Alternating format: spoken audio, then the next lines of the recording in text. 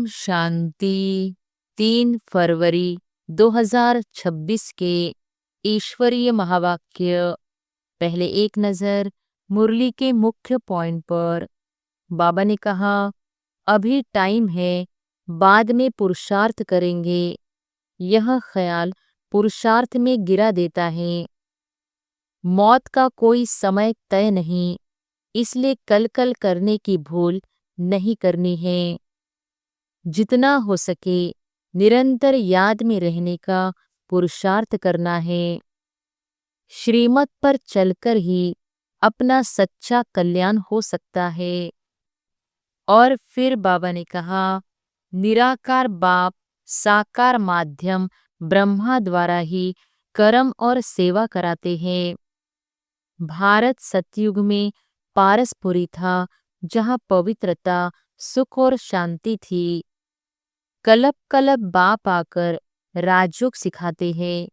यह ज्ञान नया नहीं, रिपीट है। कलयुग में दुनिया पतित है, इसलिए भगवान का आना आवश्यक है। और फिर लास्ट में बाबा ने कहा, ऊंचा पद वही पाएंगे जो मेहनत और याद की यात्रा में रहेंगे। मैंपन सेवा में मिल गया तो सफलता रुक जाती है। सच्चा सेवाधारी समझता है, करनहार बाप है, हम निमित्त है। याद की यात्रा कभी ठहरनी नहीं चाहिए, विघ्नों में भी। एकता, विश्वास और गुणग्राही दृष्टि से ही संगठन सफल बनता है। और अब सुनते हैं महावाक्यों को विस्तार से। मुरली का सार। मीठे बच्चे, तुम्हें याद में रहने का पुरुषार्थ जरूर करना है, क्योंकि याद के बल से ही तुम विक्रमाजीत बनेंगे। प्रश्न है, कौन सा ख्याल आया तो पुरुषार्थ में गिर पड़ेंगे? खुदाई खिदमतगार बच्चे कौन सी सेवा करते रहेंगे?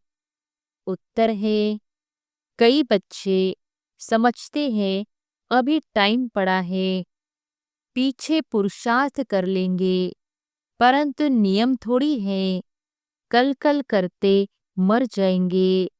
इसलिए ऐसे मत समझो बहुत वर्ष पड़े हैं, पिछाड़ी में गैलक कर लेंगे। यह ख्याल और ही गिरा देगा। जितना हो सके याद में रहने का पुरुषार्थ कर श्रीमत पर अपना कल्याण करते रहो। रूहानी खुदाई खिदमतगार बच्चे रूहों को सैल्वेज करने, पतितों को पावन बनाने की सेवा करते रहेंगे। गीत है, ओम नमः शिवाय। ओम शांति। यह तो बच्चों को समझाया गया है, निराकार बाप साकार बिगर कोई भी कर्म नहीं कर सकते हैं, पाड़ बजा नहीं सकते। रूहानी बाप आकर ब्रह्मा द्वारा रूहानी बच्चों को समझाते हैं। योग बल से ही बच्चों को सतोप्रधान बनना है, फिर सतोप्रधान विश्व का मालिक बनना है। यह बच्चों को बुद्धि में है। कलप कलप बाप आ करके राजयोग सिखलाते हैं। ब्रह्मा द्वारा आकर आदि सनातन देवी देवता धर्म की स्थापना करते हैं, यानी मनुष्यों को देवता बनाते हैं। मनुष्य जो देवी देवता थे, सो अब बदलकर शूद्र पतित बन पड़े हैं। भारत जब पारसपुरी था तो पवित्रता, सुख, शांति सब थी। यह 5000 वर्ष की बात है। एक्यूरेट हिसाब किताब बाप बैठ समझाते हैं। उनसे ऊंच तो कोई है नहीं। सृष्टि व झाड़, जिसको कल्प वृक्ष कहते हैं, उसके आदि मध्य अंत का राज बाप ही बता सकते हैं। भारत का जो देवी देवता धर्म था, वह अब प्राय लोप हो गया है। देवी देवता धर्म तो अभी रहा नहीं है, देवताओं के चित्र जरूर है। यह तो भारतवासी जानते हैं, सतयुग में लक्ष्मी नारायण का राज्य था। भले शास्त्रों में यह भूल कर दी है जो श्री कृष्ण को द्वापर में ले गए हैं। बाप ही आकर भूले हुए को पूरा रास्ता बताते हैं। रास्ता बतलाने वाला आता है तो सब आत्माएं मुक्ति धाम में चली जाती है। इसलिए उनको कहा जाता है सर्व का सद्गति दाता। रचता एक ही होता है, एक ही सृष्टि है, वर्ल्ड की हिस्ट्री ज्योग्राफी एक ही है, वह रिपीट होती रहती है। सतयुग, त्रेता, द्वापर, कलयुग, फिर होता है संगम युग। कलयुग में है पतित, सतयुग में है पावन। सतयुग होगा तो जरूर कलयुग विनाश होगा। विनाश से पहले स्थापना होगी। सतयुग में तो स्थापना नहीं होगी। भगवान आएगा ही तब जब पतित दुनिया है। सतयुग तो है ही पावन दुनिया। पतित दुनिया को पावन दुनिया बनाने भगवान को आना पड़ता है। अब बाप सहज ते सहज युक्ति बताते हैं। देह के सब संबंध छोड़ ते ही अभिमानी बन बाप को याद करो। कोई एक तो पतित पावन है ना। भक्तों को फल देने वाला एक ही भगवान है। भक्तों को ज्ञान देते हैं। पतित दुनिया में ज्ञान सागर ही आते हैं पावन बनाने लिए। पावन बनते हो योग से। बाप बिगर तो कोई पावन बना न सके। यह सब बातें बुद्धि में बिठाई जाती है औरों को समझाने के लिए। घर घर में संदेश देना है। ऐसे नहीं कहना है कि भगवान आया है। बड़ा युक्ति से समझाना होता है। बोलो वह बाप है ना। एक है लौकिक बाप, दूसरा पारलौकिक बाप। दुख के समय पारलौकिक बाप को ही याद करते हैं।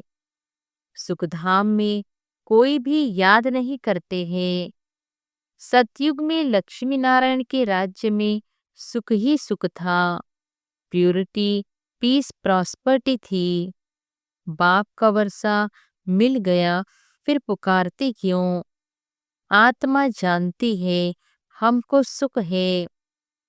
यह तो कोई भी कहेंगे वहाँ सुख ही सुख है। बाप ने दुख के लिए तो सृष्टि नहीं रची है। यह बना बनाया खेल है जिनका पाठ पिछाड़ी में है। दो चार जन्म लेते हैं वह जरूर बाकी समय शांति में रहेंगे।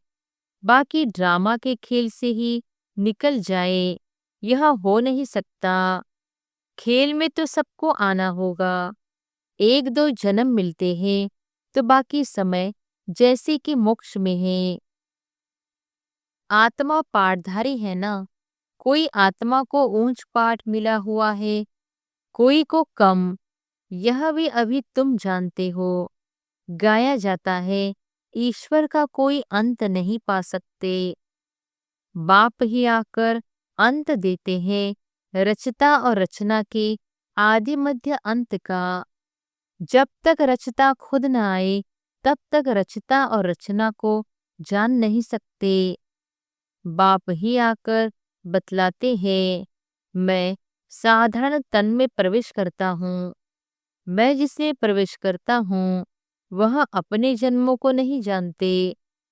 उनको बैठ 84 जन्मों की कहानी सुनाता हूँ। कोई के पाठ में चेंज नहीं हो सकता। यह बना बनाया खेल है।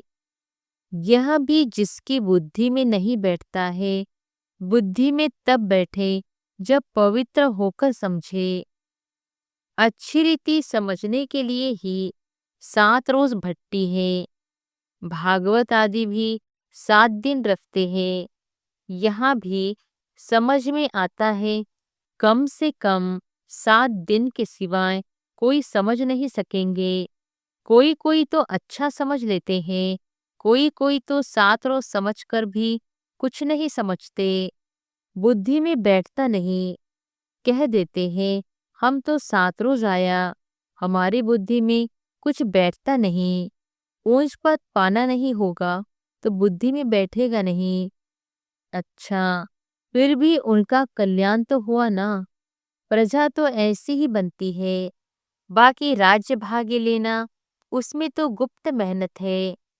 बाप को याद करने से ही विकर्म विनाश होते हैं। अब करो न करो, परंतु बाप का डायरेक्शन यह है। प्यारी वस्तु को तो याद किया जाता है ना। भक्ति मार्ग में भी गाते हैं, हे पतित पावन आओ। अब वह मिला है, कहते हैं मुझे याद करो तो कट उतर जाएगी। बादशाही सहज थोड़ी ही मिल सकती, कुछ तो मेहनत होगी ना। याद में ही मेहनत है, मुख्य है ही याद की यात्रा। बहुत याद करने वाले कर्मातीत अवस्था को पा लेते हैं। पूरा याद न करने से विकर्म विनाश नहीं होंगे। योग बल से ही विकर्माजीत बनना है। आगे भी योग बल से ही विकर्मों को जीता है। लक्ष्मी नारायण इतने पवित्र कैसे बने, जबकि कलयुग अंत में कोई भी पवित्र नहीं है। इसमें तो साफ है, यह गीता के ज्ञान का एपिसोड रिपीट हो रहा है। शिव भगवानु वॉच, भूले तो होती रहती है ना। बाप ही आकर अभूल बनाते हैं। भारत के जो भी शास्त्र है वो सब है भक्ति मार्ग के। बाप कहते हैं मैंने जो कहा था वह किसको भी पता नहीं है। जिन्हों को कहा था उन्होंने पद पाया। 21 जन्मों की प्रारब्ध पाई, फिर ज्ञान प्राय लोप हो जाता है। तुम ही चक्र लगाकर आए हो कल्प पहले। जिन्होंने सुना है वही आएंगे। अभी तुम जानते हो हम सैपलिंग लगा रहे हैं मनुष्य को देवता बनाने का। यह है दैवी झाड़ का सैपलिंग। वो लोग फिर उन झाड़ों का सैपलिंग बहुत लगाते रहते हैं। बाप आकर कॉन्ट्रास्ट बताते हैं। बाप दैवी फूलों का सैपलिंग लगाते हैं, वे तो जंगल का सैपलिंग लगाते रहते हैं। तुम दिखाते भी हो कौरव क्या करत भय, पांडव क्या करत भय। उनको क्या प्लान है, उनके क्या प्लान है और तुम्हारे क्या प्लान्स है। वो अपना प्लान बनाते हैं कि दुनिया बढ़े नहीं। फैमिली प्लानिंग करे जो मनुष्य जास्ती न बढ़े, उसके लिए मेहनत करते रहते हैं। बाप तो बहुत अच्छी बात बतलाते हैं। अनेक धर्म विनाश हो जाएंगे और एक ही देवी देवता धर्म की फैमिली स्थापन करते हैं। सतयुग में एक ही आदि सनातन देवी देवता धर्म की फैमिली थी और इतनी फैमिलीज थी नहीं। भारत में कितनी फैमिली है, गुजराती फैमिली, महाराष्ट्रियन फैमिली। वास्तव में भारतवासियों की एक फैमिली होनी चाहिए। बहुत फैमिलीज होंगी तो जरूर आपस में खिटपिट ही रहेगी, फिर सिविल वार हो जाती है। फैमिली में भी सिविल वार हो जाती है। जैसे क्रिश्चियन की अपनी फैमिली है, उन्हों की भी आपस में लगती है। आपस में दो भाई नहीं मिलते, पानी भी बांटा जाता है। सिख धर्म वाले समझेंगे हम अपने सिख धर्म वालों को जास्ती सुख दे, रग जाती हैं तो माथा मारते रहते हैं। जब अंत होती है तो फिर सिविल वार आदि सब आ जाती है। आपस में लड़ने लग पड़ते हैं, विनाश तो होना ही है। बॉम्ब्स ढेर बनाते रहते हैं। बड़ी लड़ाई जब लगी थी जिसमें 2 बॉम्ब छोड़े थे, अभी तो ढेर बनाए हैं। समझ की बात है ना। तुमको समझाना है यह लड़ाई वही महाभारत की है। बड़े बड़े लोग जो भी हैं कहते हैं अगर इस लड़ाई को बंद नहीं किया तो सारी दुनिया को आग लग जाएगी। आग तो लगनी ही है, यह तुम जानते हो। बाप आदि सनातन देवी देवता धर्म की स्थापना कर रहे हैं। राजयुग है ही सतयुग का। वह देवी देवता धर्म अब प्राय लोप है। चित्र भी बने हैं। बाप कहते हैं कल्प पहले मुहाफिक जो विघ्न पड़ने होंगे वह पड़ेंगे। पहले थोड़ी ही पता पड़ता, फिर समझा जाता है कल्प पहले ऐसे हुआ होगा। यह बना बनाया ड्रामा है। ड्रामा में हम बांधे हुए हैं। याद की यात्रा को भूल नहीं जाना चाहिए। इनको परीक्षा कहा जाता है। याद की यात्रा में ठहर नहीं सकते हैं, थक जाते हैं। गीत है न, रात की राही थक मत जाना। इसका अर्थ कोई समझ न सके। यह है याद की यात्रा। जिससे रात पूरी हो दिन आ जाएगा। आधा कल्प पूरा हो फिर सुख शुरू होगा। बाप ने ही मन मना भव का अर्थ भी समझाया है। सिर्फ गीता में श्री कृष्ण का नाम डालने से वह ताकत नहीं रही है। अब कल्याण तो सबका होना है। गोया हम सब मनुष्य मात्र का कल्याण कर रहे हैं। भारत खास और दुनिया आम सबका श्रीमत पर हम कल्याण कर रहे हैं। कल्याणकारी जो बनेंगे तो वर्षा भी उनको मिलेगा। याद की यात्रा के सिवाय कल्याण हो न सके। अभी तुमको समझाया जाता है वह तो बेहद का बाप है। बाप से वर्षा मिला था। भारतवासियों ने ही 84 जन्म लिए हैं। पुनर्जन्म का भी हिसाब है। कोई समझते नहीं कि 84 जन्म कौन लेते हैं। अपने ही श्लोक आदि बनाकर सुनाते रहते हैं। गीता वही टीकाएं अनेक लिख देते हैं। गीता से तो भागवत बड़ा कर दिया है। गीता में है ज्ञान, भागवत में है जीवन कहानी। वास्तव में बड़ी गीता होनी चाहिए। ज्ञान का सागर बाप है। उनका ज्ञान तो चलता ही रहता है। वह गीता तो आधा घंटे में पढ़ लेते हैं। अभी तुम यह ज्ञान तो सुनते ही आते हो। दिन प्रतिदिन तुम्हारे पास अनेक लोग आते रहेंगे, धीरे धीरे आएंगे। अभी ही अगर बड़े बड़े राजाएं आ जाए फिर तो देरी न लगे, झट आवाज निकल जाए। इसलिए युक्ति से धीरे धीरे चलता रहता है। यह है ही गुप्त ज्ञान। किसको पता नहीं है कि यह क्या कर रहे हैं।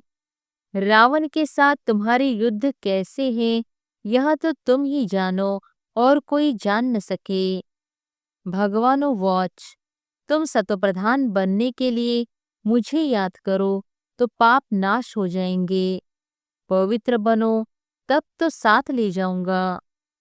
जीवन मुक्ति सबको मिलनी है। रावण राज्य से मुक्ति हो जाएगी। तुम लिखते भी हो हम शिव शक्ति ब्रह्मा कुमार कुमारियां श्रेष्ठाचारी दुनिया स्थापन करेंगे। परमपिता परमात्मा की श्रीमत पर 5000 वर्ष पहले मुहाफिक, 5000 वर्ष पहले श्रेष्ठाचारी दुनिया थी।